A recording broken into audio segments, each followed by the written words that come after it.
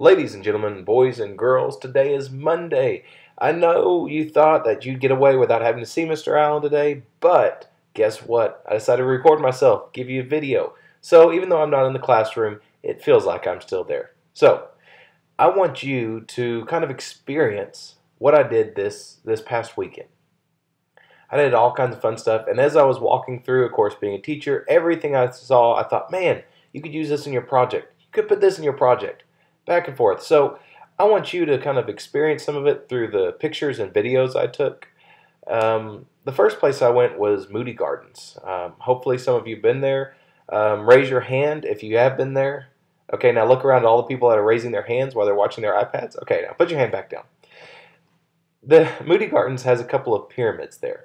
They've got 3 different pyramids. One changes depending on every 3 to 6 months what they're doing. This time it happens to be an ice age. There's one pyramid that's nothing but a giant aquarium. It tells you all about fish, creatures of the ocean. You go in, look at the penguins, walk by and watch the sea turtles swimming around above you. Another great one is the rainforest. You can go in, you have birds flying, butterfly gardens. So I'm going to pull up some of my photos from the trip, and I want you to look. Well, first off, it's Galveston, so I stopped off at the beach, decided to watch some of the ships come in. This may seem like a boring pastime, but it's very interesting to watch these ships, thinking about how massive they are, that each one of those little boxes, if you look there, each one of those little boxes, you could probably fit, I don't know, 10, 15 of my cars in one of those boxes. And they just cruise by as if it's nothing. This is a couple of pictures. Now I know you wouldn't be able to use this in your project exactly, but this is mostly for the 7th graders who are talking about experiencing different places, experiencing the animals. So take a look at these photos. These are the butterflies from the butterfly garden. And of course, a picture of me and my wife. Can't skip past that, but we enjoyed the whole vacation together. These butterflies were quite beautiful, and hopefully one day you'll be able to experience this yourself.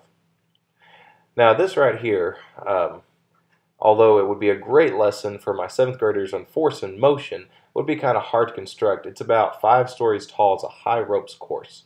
So Kayla and I, of course, climbed all the way to the top and walked across each one of the different ropes and the obstacles. Very interesting. This, well, you can't see it, but we're in a 3D theater IMAX, learning about oceans. So once we got out of it, we went into the aquarium stage. You'll see that I am standing in a cage used to observe sharks. It gives me the chance to feel what it's like to be inside of the areas where they observe sharks.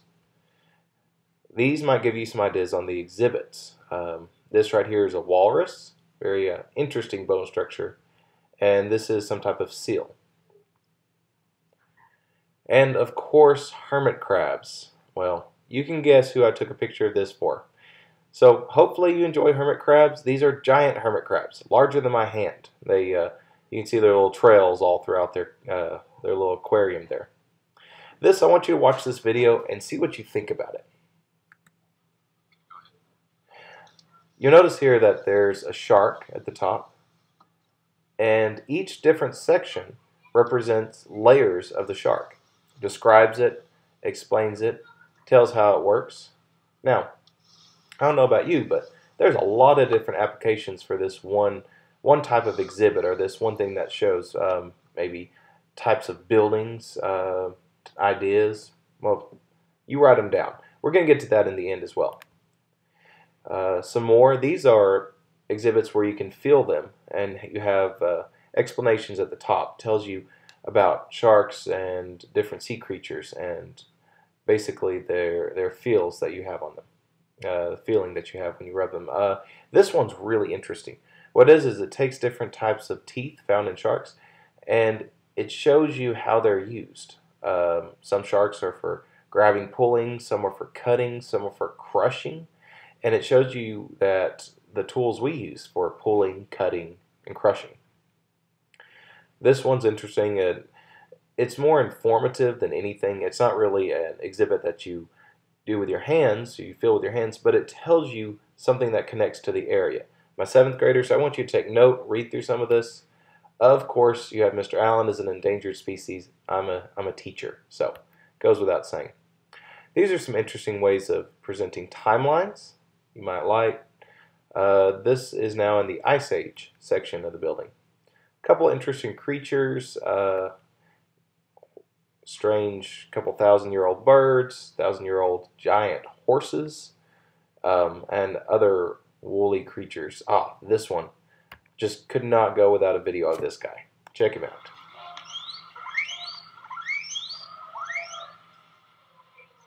Not the coolest thing ever. Okay, so maybe I'm a little overexcited with the giant oversized beaver that's like 8 foot tall, but he's really cool. Alright, moving on to the next one. Ah, the woolly mammoth. Can't live without that.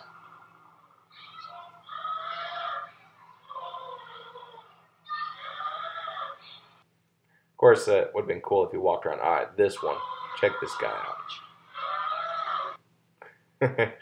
Giant mammoth woolly rhinoceros of some sort. Anyway, I didn't take a picture of his label, but you've got the idea.